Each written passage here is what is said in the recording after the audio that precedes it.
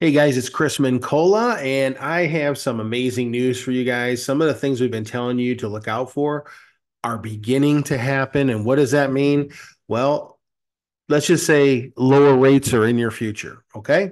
Let me share my screen here and we'll jump right into the details for our weekly housing market update. Hope you all had a great 4th of July.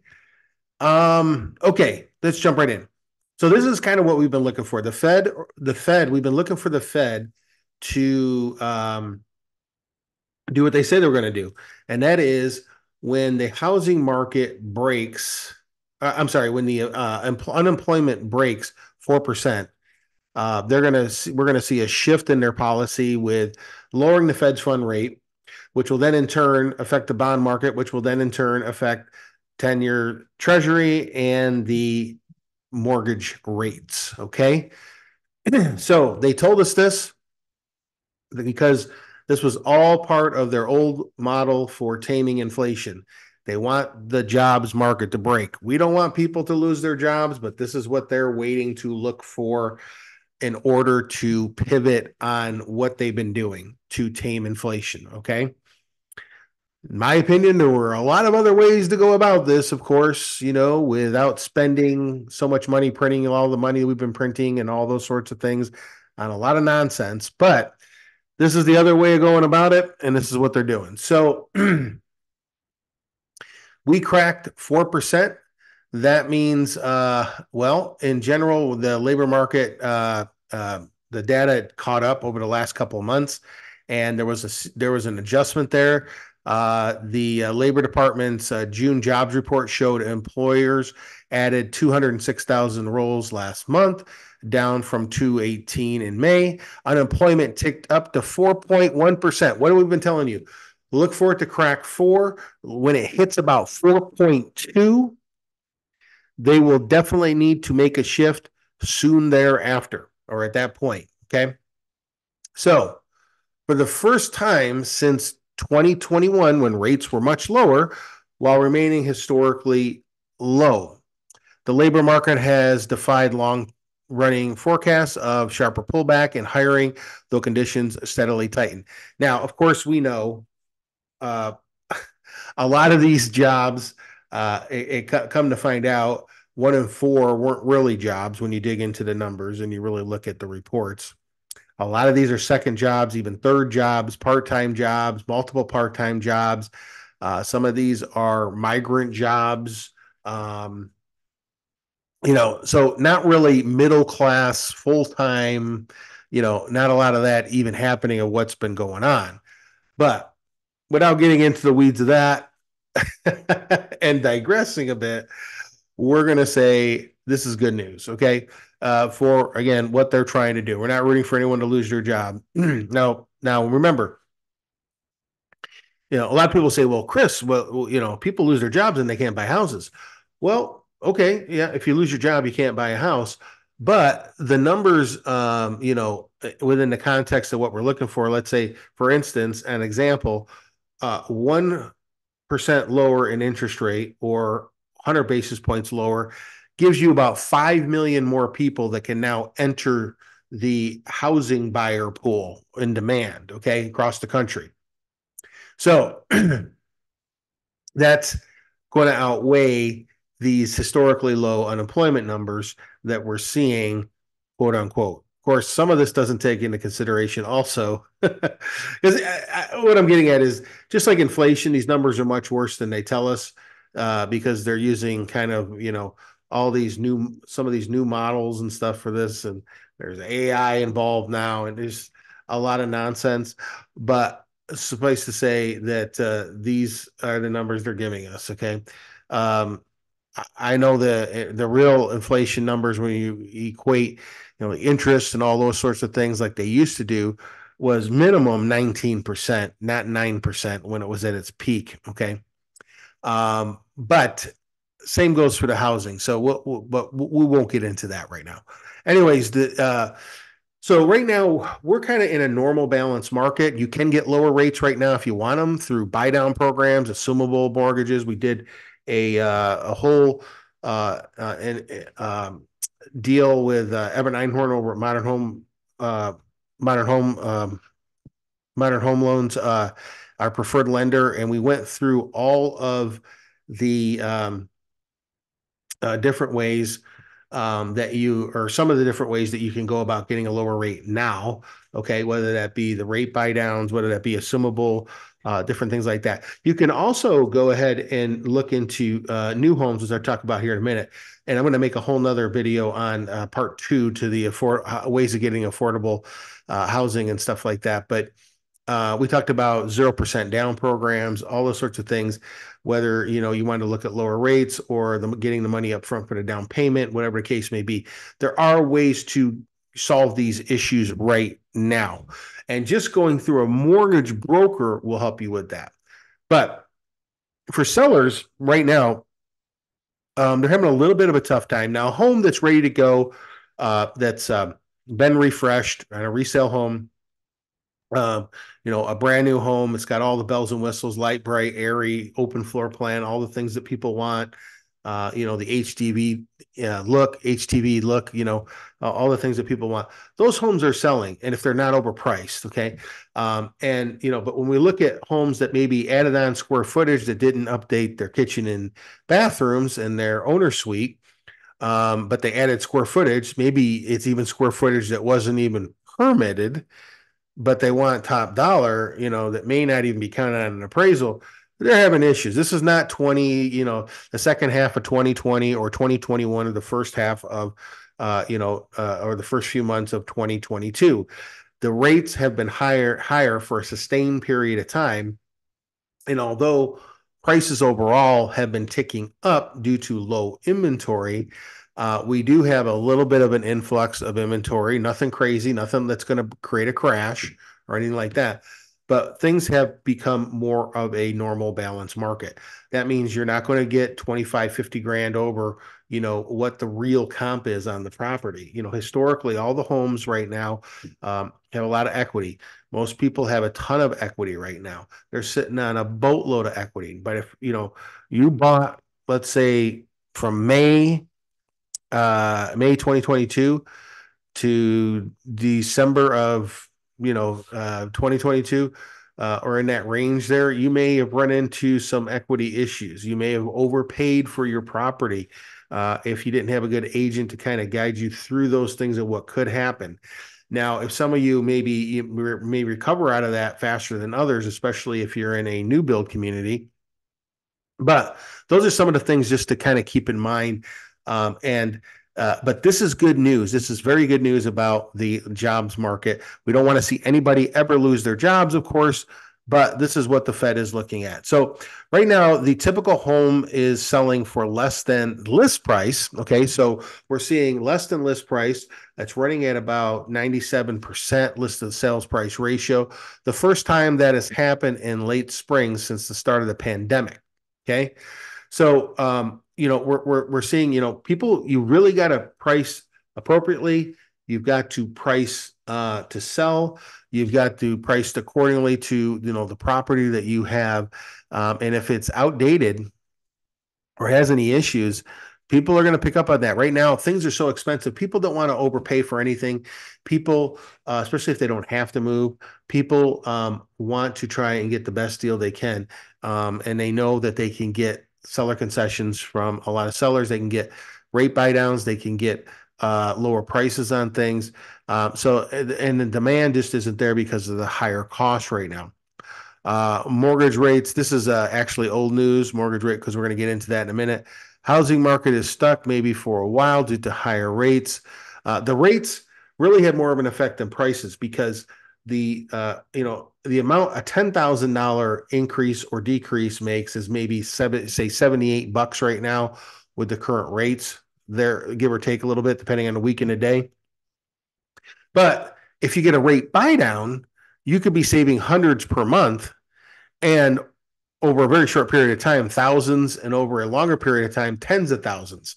We are so spoiled here in the United States. Some people think, well, they do this and that over in these other countries. Yeah, but they don't have a 30-year fixed rate like we do. Okay.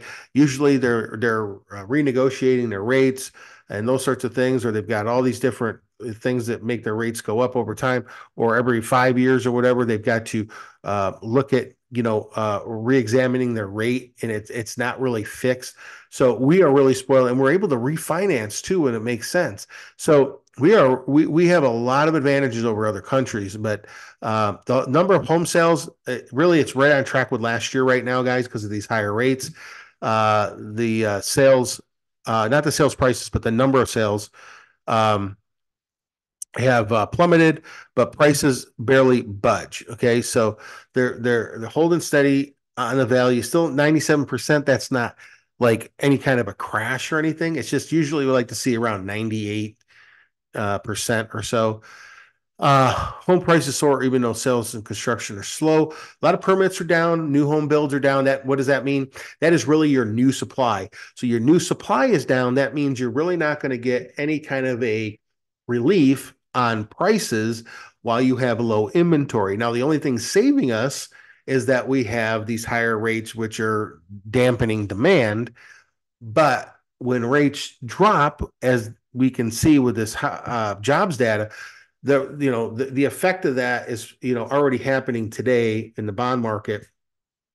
But over the next couple of months, by the end of the year, we may see one or two other rate reductions now. Okay, because of this. If this holds, okay, they're probably going to want to see how far this is going to hold with the jobs data and inflation. How it affects inflation.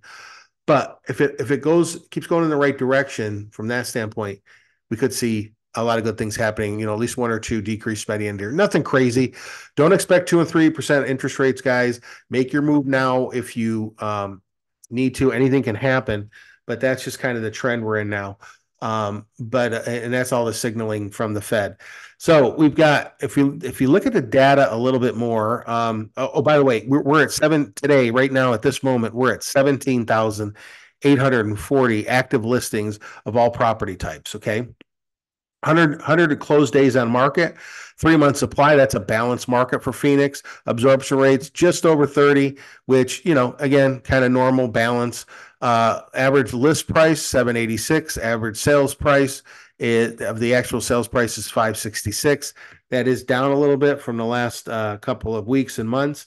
But keep in mind, all that means is we may have an influx of these lower priced properties, because our luxury market now is like $1 million up. Okay. It used to be 500,000 not long ago. Geez. But anyway, we see, most of the number of homes coming in are between that $200,000 and $600,000 price point. Look at those percentages right there. Now, people want to know about the active listings. Active listings are down, so are pending. That means, we've got we're going to talk about seller fatigue. We got buyer fatigue happening on the demand side because of the rates. And we just don't have as many listings, coming on, but we've got that inventory because things are moving slower. We see a decrease again in the pending numbers, and what those numbers should be for the new listings coming on the market every week. Right now we're at 1798 for the week, and we should be getting 2,400 a week. And then when it comes to the number of under contract or pending, we should be more at like 5,500, okay, to start absorbing all that. But we're really, we're only at 3,829. So we can see, and our closed units are down also. One thing to note, because we hear a lot of, again, clickbait, bubble crash burrows online, and the crazy people in the mainstream media to talk about housing that don't know anything about housing, probably never sold a house unless they had help doing it. We're looking at short sales, lender owned, and HUD, all these distressed type properties. Remember we had forbearance. Forbearance has been over now for a couple of years, long gone. Of course, once that stopped, the numbers were at zero and then they went up. So any kind of increase from zero is going to look like a crazy high percentage, but within the context, it's like basically nothing. Now, when we look at the total inventory, we've got 39 short sales, and lender owned, we got 35. A little bit of increase in the lender owns, but 35 guys out of over 18,000 is absolute Zippo off of this, or 17,000 off today's numbers. Okay. This was taken just from a couple days ago. But we can see that these short sales and HUD homes have decreased. The lender owned went up a little bit, but really in the context of the actual numbers, not the percentages, but the actual numbers, it's like almost nothing. So they're, in the Phoenix area and across the country, you'll basically see similar numbers. 1 in 4 homes is kind of typical to be in some form of, 30-day, 60-day behind across the country. That there's nothing insane about that going on. We're not seeing any numbers like we saw during the crash. And remember, during the crash across the country, we had like 4 million homes for sale. Now we're just over 1 million. About half those are already under contract. Some of those are to be built. So they're just not enough inventory, guys, to be anywhere near a crash countrywide. And for Arizona, for the greater Phoenix area, again, we'd have to be about 58,000 was the crash number back in, again, same as the 4 million across the country back in 2007.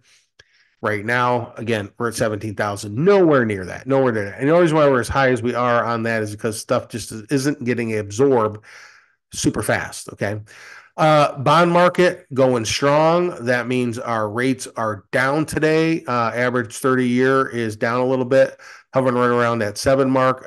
We'll see that probably come down a little bit more with these jobs numbers.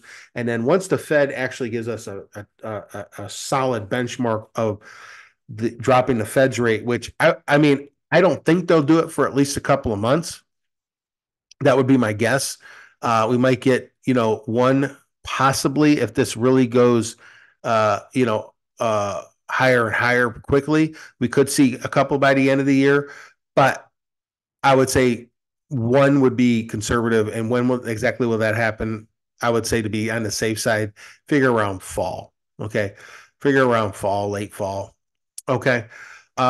Mortgage rates end week lower thanks to jobs report. That was article today, right from Mortgage News Daily.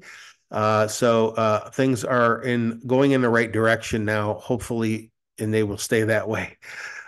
We get this question too. What happens to housing market in election year?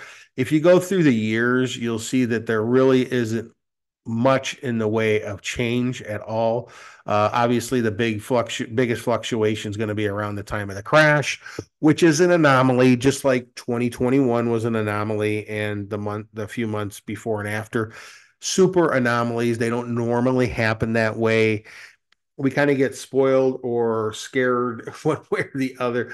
But when we look at housing over time, it just gradually goes up across the country, and in the greater Phoenix area, it goes up more than most places.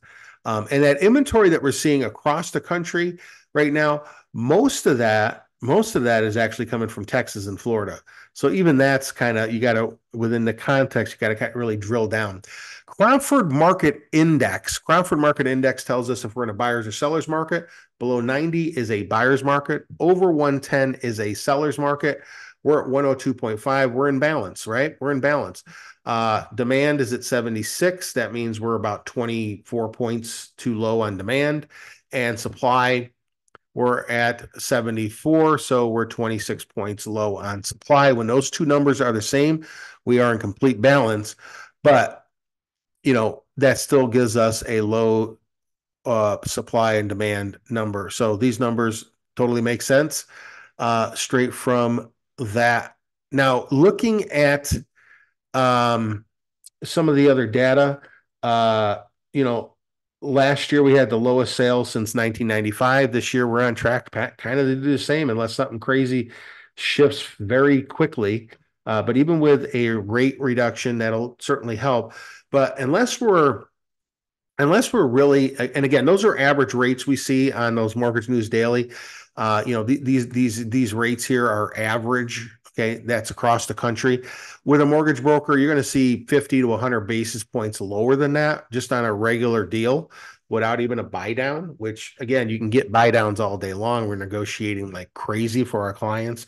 Happy to talk to you about that. But now's a great time to buy because of that.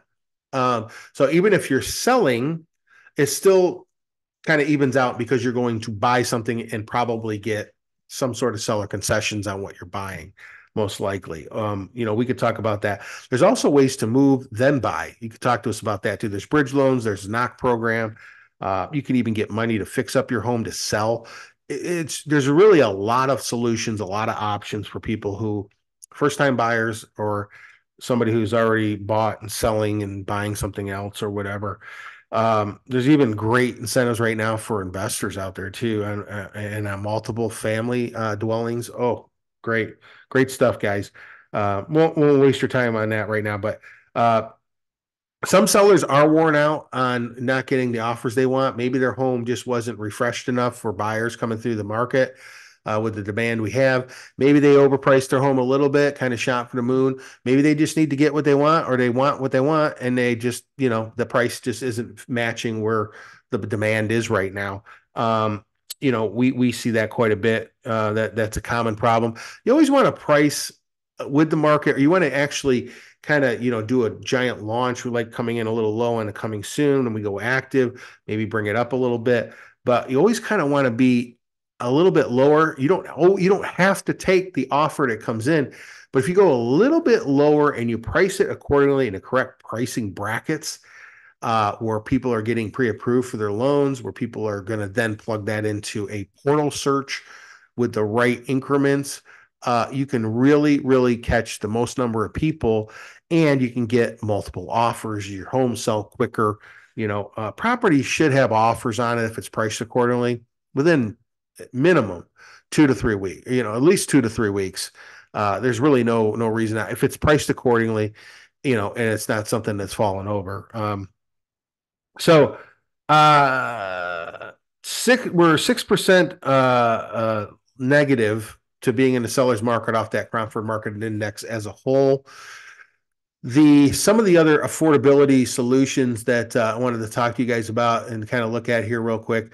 These are just an example. This is just one builder here that again, those are some outlying areas. Then you kind of get into Santan a little bit closer. Buckeye, kind of the outlying area, Santan. Then you get into Tolleson, which is a little bit closer to town, right off freeways, Litchfield Park. Look at these monthly payments, guys. Look at these monthly, and these are quick move-in properties. These are just some examples. Look at those monthly payments. Then you've got in Buckeye, you've got another builder where sorry about that.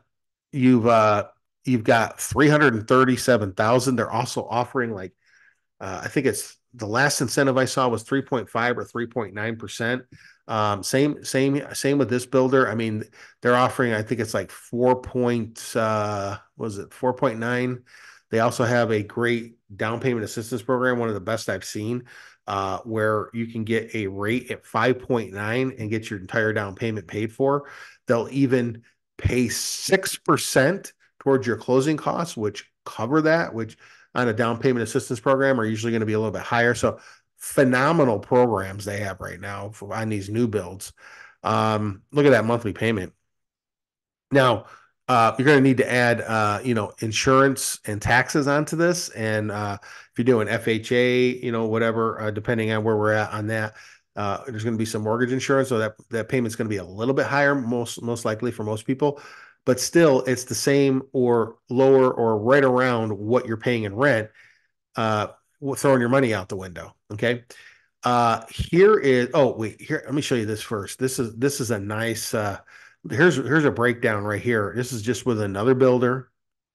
Look at that payment, $2,500. I mean, that's kind of the average rental in the valley right now, guys.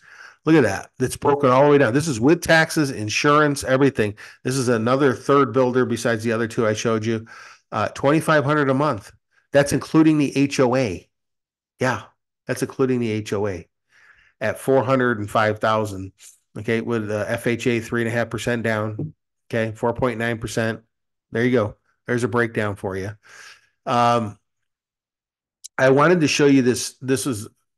I thought this property was priced well. I know this area really well. I used to live in this area. I worked this area all the time. This is right by not too far from our office.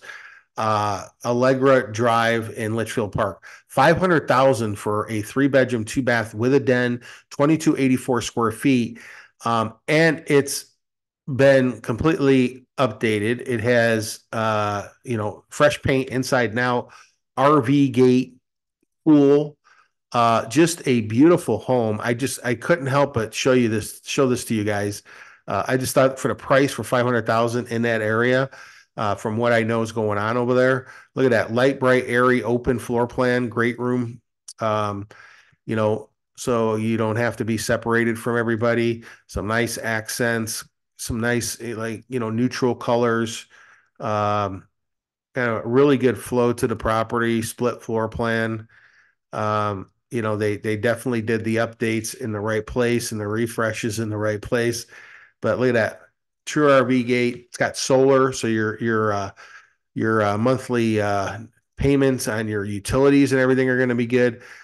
Only listed for 500,000. 500,000. Okay, it's a 2002, but that looks like a brand new home to me. I mean, they really did a good job on that. They really did a good job on that. So, anyways, guys, if you have any other questions for me, I would be happy to show you this property, one of our feature properties here, or go over any of the data for your area or what you're trying to do, find a solution. That's what we're all about. I like to find solutions for whether it be affordability, getting a property sold, and hopefully we can work out a plan where you'll agree with what our strategy is, because we do this every day for a living. If the numbers make sense for you, we would love to be able to work with you guys. So feel free to reach out. Happy to answer any questions. No questions are a waste of time for me.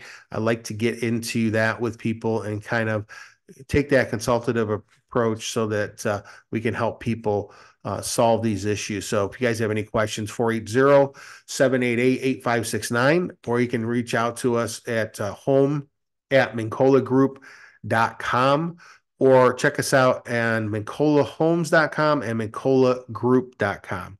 We'll talk to you guys soon. Thank you so much.